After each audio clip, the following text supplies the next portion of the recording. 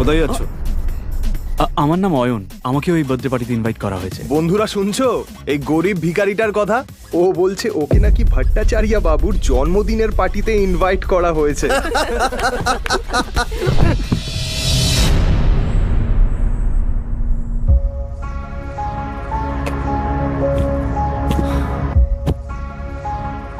Rusha baby, চলো বাড়ি যাই। বেবি? রুষা, তুমি এই ভিখারিটাকে চেনো নাকি? কই না তো। Who the hell are you? এটা শুনি অয়ন অবাক হয়ে যায়। এর আগেও রুষা অনেকবার অয়নকে অপমান করেছে। রুষা, চলো এবার বাড়ি যাই। এ ভিখারি, বেরো এখান থেকে। সিকিউরিটি, একে ঘাট ধাক্কা দিয়ে বের করে দাও।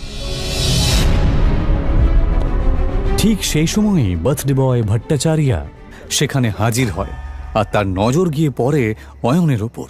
অয়ন তার জন্মদিনে এসেছে এটা দেখে সে অবাক হয়ে যায়। অয়ন রায়চৌধুরী স্যার, আপনি আমার পার্টিতে এসেছেন? আমার তো বিশ্বাসই হচ্ছে না। আপনি আমার পার্টিতে এসেছেন, আমি তো ধন্য হয়ে গেলাম sir. Please please please please please please আসুন স্যার, প্লিজ আসুন। এই দৃশ্যটা দেখা মাত্রই রুষা আর বাকি সবার মাথা খারাপ হয়ে যায়,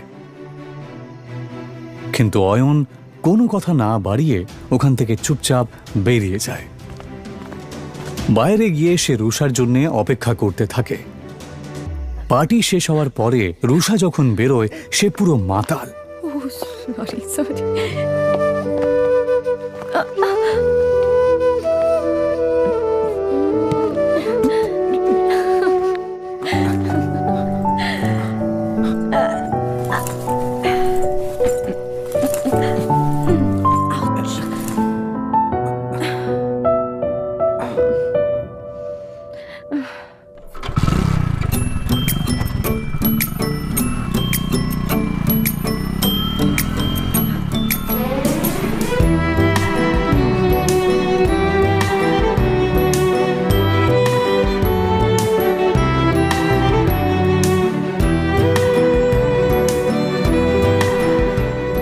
তাকে নিয়ে অয়ন কোনো মতে নিজের শ্বশুরবাড়ি পৌঁছায়।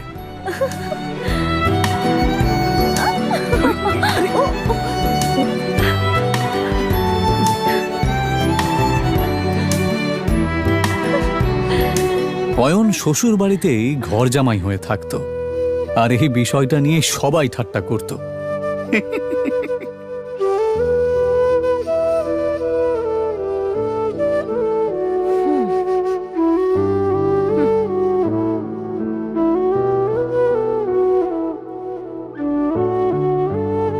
বাড়িতে ঢোকার সময় রুষার কাজিন সূর্যর সাথে দেখা হয়। এভাবে বেঁচে থাকতে লজ্জা হয় না? অয়নকে চুপ থাকতে দেখে রুষার কাজিন সিস্টার সায়নী বলে ওঠে, সূর্য বাদ দে এর কথা। জানি না রুষা কি দেখেছে যার জন্য একে এখনো বাড়ি থেকে ঘাট ধাক্কা দিয়ে বের করে দেয়নি।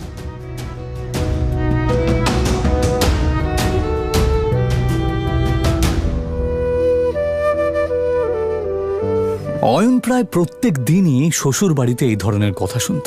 ওর এইসব কথা শোনার অভ্যেস হয়ে গেছিল। ওরা সবাই এই রকম ব্যবহার করলেও ও এদেরকে ক্ষমা করে দিত, কারণ ও রুষাকে সত্যিই খুব ভালোবাসত। নে খা।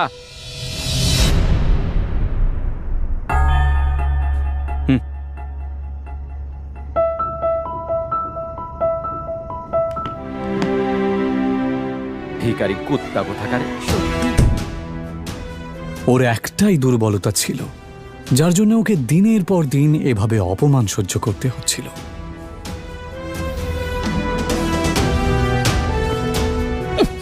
আমাকে নিয়ে যত ঠাট্টা করার করে নাও, যেদিন তোমরা আমার সত্যিটা জানতে পারবে সেদিন তোমাদের মাথা খারাপ হয়ে যাবে। অয়ন আসলে কে সেটা কেউই জানতো না। তবে কেন জানি না অয়ন নিজেও কাউকে কিছু বলতে চাইতো না।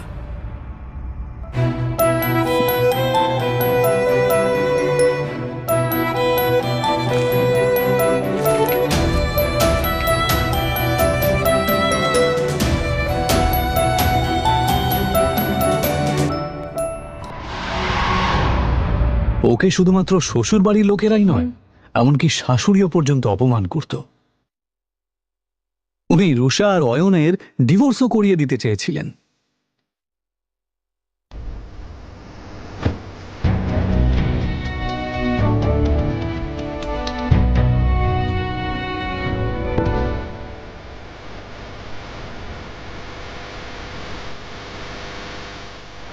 অয়ন, আমি এখন হোটেলে একজনের সাথে দেখা করতে যাচ্ছি।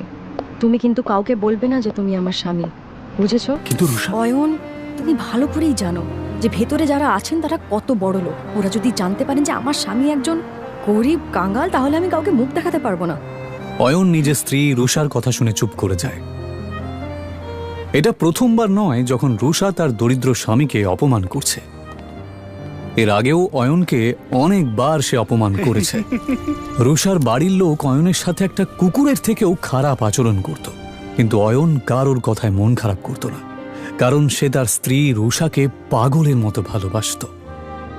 আজ রুষা তার ছোটবেলার বন্ধু রূপালী এবং আরও কিছু বড়লোক বন্ধুদের সাথে হোটেলে দেখা করতে যাবার সময় অয়নকে সচেতন করছিল। অয়ন, শেষবারের মতো বলছি, ভেতরে গিয়ে কোনো সিন ক্রিয়েট করবে না। ঠিক আছে, তুমি যা বলবে। হোটেলের ভেতরে বড়লোক বাবার বখাটে সন্তান প্রেম সেন, রাজ বোস এবং পারাস আগরওয়াল বসেছিল। আসলে তারা রূপালীর বন্ধু হলেও রুষাকে দেখার পর এবং তার রূপ দেখার পর অবাক হয়ে যায়। এটা কে রূপালী? এত সুন্দর দেখতে। ও ও আমার বেস্ট ফ্রেন্ড রুষা। অয়নের জামা কাপড় দেখে নাক মুখ মেকিয়ে পারাস জিজ্ঞেস করে, আরে এই সুন্দরীর সাথে বাঁদরটা কে রে? আর ঠিক তখনই অয়ন বলে ওঠে, নমস্কার, আমার নাম অয়ন। আরে হ্যাঁ, মনে পড়েছে, রুষা সিংহ। তার মানে আপনি অয়ন, যার সাথে রুষার বাবা সিদ্ধার্থ সিংহ ওনার মেয়ের বিয়ে দিয়েছেন। কি ঠিক বললাম তো রুষা?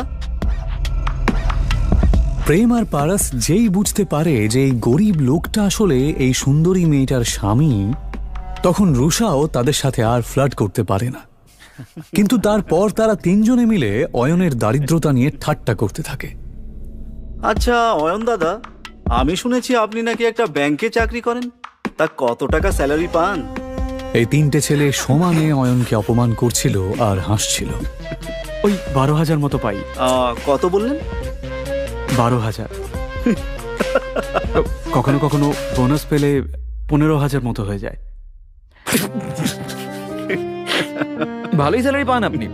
আমার জুয়েলারি অ্যাকাউন্টেন্টের স্যালারির অর্ধেক, তবুও আজকালকার দিনে এটাই অনেক।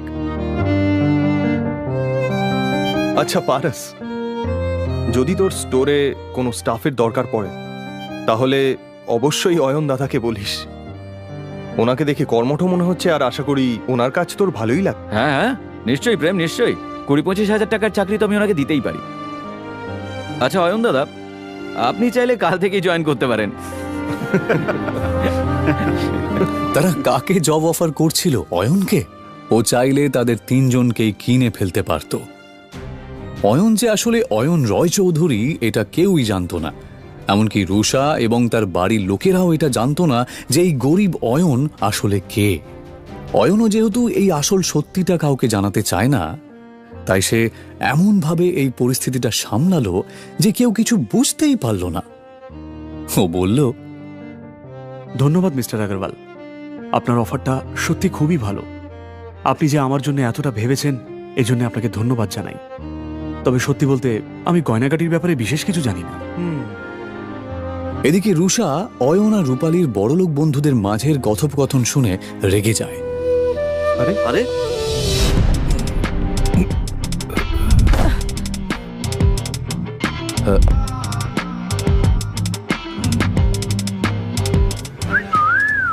ওই লোকটার মুখ থেকে প্রচন্ড পরিমাণে মদের গন্ধ বেরোচ্ছিল।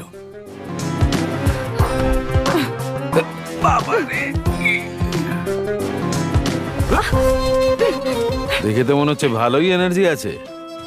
অসভ্য লোক, তোর সাহস কি করে হয় আমার সাথে সব কথা বলার? ছেড়ে দাও আমাকে। এই দাঁড়া দাঁড়া বলছি। কি বললি? আমি অসভ্য? আগে নিজেকে দেখ, বেশি নাটক করিস না, বুঝেছিস?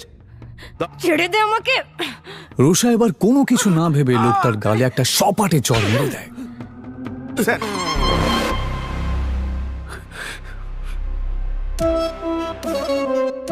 চরের প্রতিশোধ কি করে নিতে হয় আমি তোকে দেখাচ্ছি।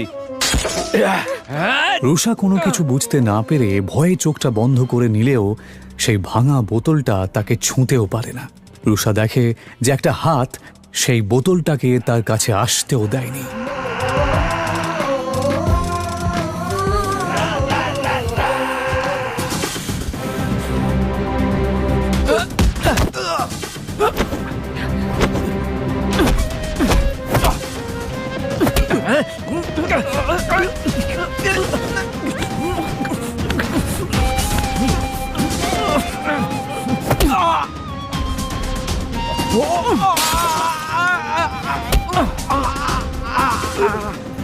নেশার চোটে তোর মাথা খারাপ হয়ে গেছে। যদি নিজের ভালো চাস তো এক্ষুনি আমার স্ত্রীর পা ধরে ক্ষমা চা আর বেরিয়ে যা এখান থেকে। অনেক বড় ভুল করেছিস তুই আমার গায়ে হাত তুলে। এবার তুই দেখ এই নেশায় আমি কি করি।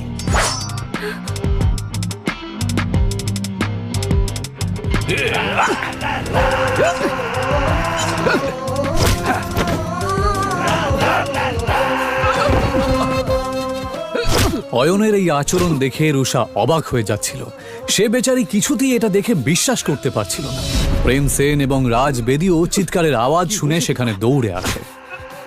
এই অসভ্য মাতালটা আমাকে একা পেয়ে আমার উপর জোর খাটানোর চেষ্টা করছিল। এটা শুনে প্রেম সেন রেগে যাবার ভান করে, কারণ ও রুষার মন জয় করতে চাইছিল।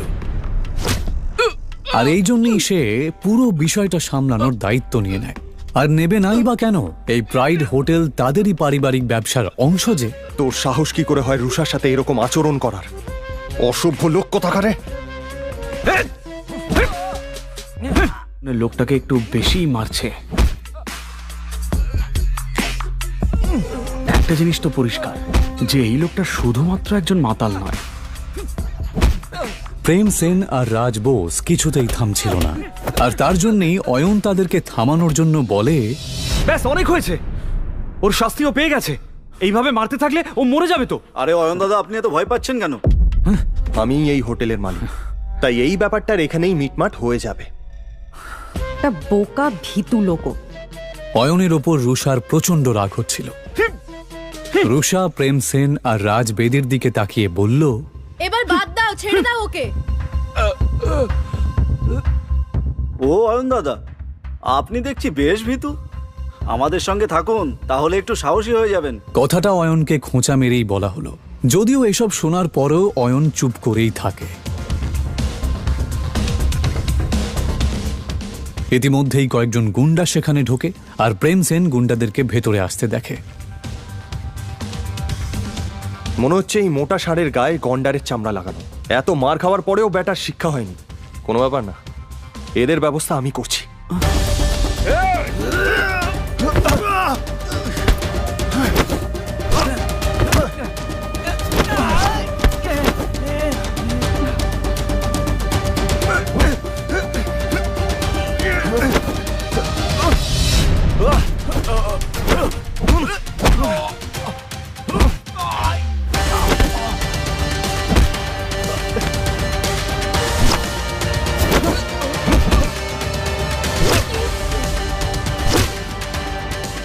প্রেম সেন ভালোই মারপিট করতে জানতো, কারণ ও কারাটেতে ব্ল্যাক বেল্ট ছিল। এক এক করে প্রেম সেন গজেন্দ্রের সমস্ত সাঙ্গপাঙ্গকে মাটিতে মিশিয়ে দেয়। তোরা হচ্ছিস গুন্ডার নামে কলঙ্ক, বুঝলি? ফাটিয়ে দিয়েছিস ভাই, তোর কোনো জবাব নেই। আমার মনে হয় না ওরা আর উঠতে পারবে বলে। মিস রুষা আর রূপালী, তোমরা ঠিক আছো? প্রেমের প্রশ্নটা শুনে রুষা আর রূপালী তাদের ঘাড় নাড়ল। প্রেম আসলে এসব করছিল রুষার নজর কাড়ার জন্য। যদিও রুষার নজর তখন তার স্বামী অয়নের দিকেই ছিল, সেই অয়ন যে চুপচাপ বসে গুন্ডাদের দিকে তাকিয়েছিল। প্রেম সেন আরও ক্ষিপ্ত হয়ে যায়। ভাই, এবার এদেরকে নিয়ে কি করবি? কাউকে ডাকবো নাকি এদের ব্যবস্থা করার জন্য? আরে তার দরকার পড়বে না, আমার স্টাফ দেখে নেবে। চলো তোমরা বাইরে চলো। পারাস আসলে একটু বাড়তি কথা বলছিল। যদিও সেরকম কিছু করার ক্ষমতা ওর ছিলই না।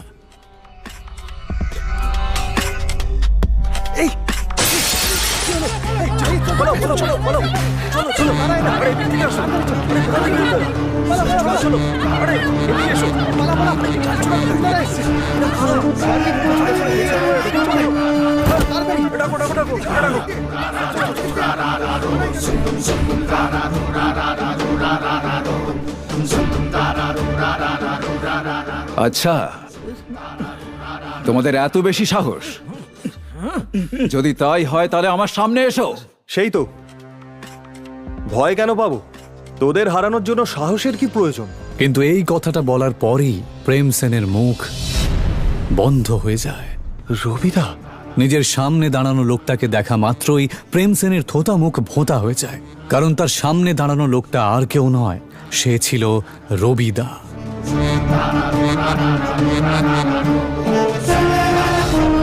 তাদের সবার লাল চোখ দেখে এটা বোঝা যাচ্ছিল যে তারা এখানে প্রেম এবং বাকি সবাইকে শেষ করতেই এসেছে। তাদের তিনজনের অবস্থাপন্ন পরিবারের লোকেরা সুরক্ষার ভয়ে যেই রবিদাকে টাকা পাঠায়, আজ সেই রবিদাকে সে খেপিয়ে দিয়েছে। এইমাত্র আমাকে কে চ্যালেঞ্জ করলো? দাদা, আমি তো ঠাট্টা করছিলাম, আমি জানতাম না ওখানে আপনি দাঁড়িয়ে আছেন। আমায় ক্ষমা করে দিন। ও, ঠাট্টা করছিলি বুঝি? হ্যাঁ, তা হতেই পারে, ঠাট্টা তো হতেই পারে। তাহলে একটা ঠাট্টা আমিও তোর সাথে করি। দাদা, এটা কথা বলে মীমাংসা করলে হয় না?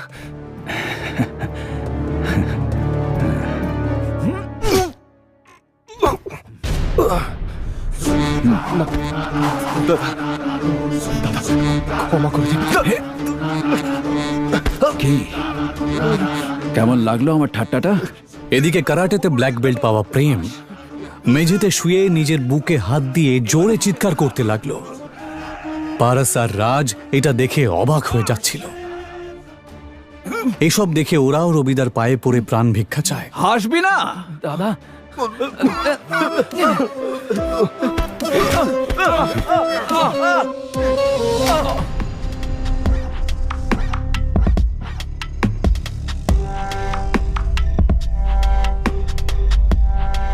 ওঠাতে পারছিস না?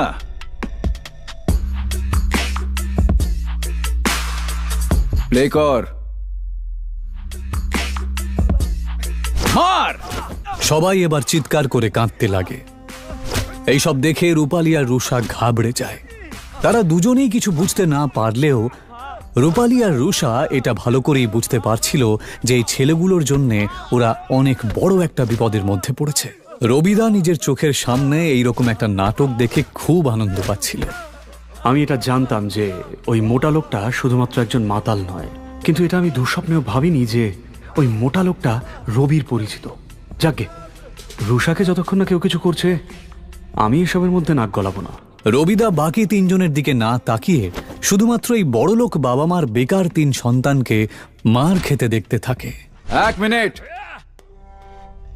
এই শোন। হ্যাঁ দাদা। আগের হাত পা ভাঙবি, তারপরেও যদি এর মুখ বন্ধ না হয়। থামুন থামুন, এবার থামুন, অনেক হয়েছে। রুষা এই কথাটা বলা মাত্রই রবিদা আওয়াজটা যেই দিক থেকে আসছে সেই দিকে তাকায়। তারপর অয়ন রয় চৌধুরী। হতবাক হয়ে যায় সে নিজের চোখকে বিশ্বাসই করতে পারছিল না। সবাই চল এখান থেকে। রবিদার এই কথা শুনে সবাই অবাক হয়ে যায়। হঠাৎ অয়নকে দেখে রবিদা এভাবে পালিয়ে যায় কেন?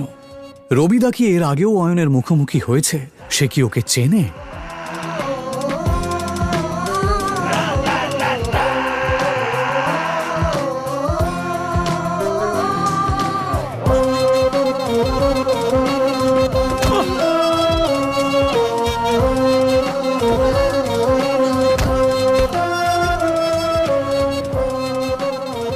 সত্যি কি অয়ন একজন আরবপতি?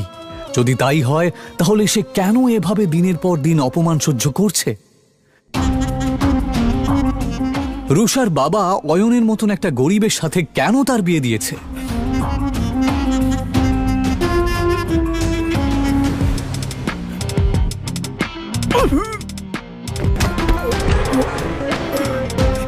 এই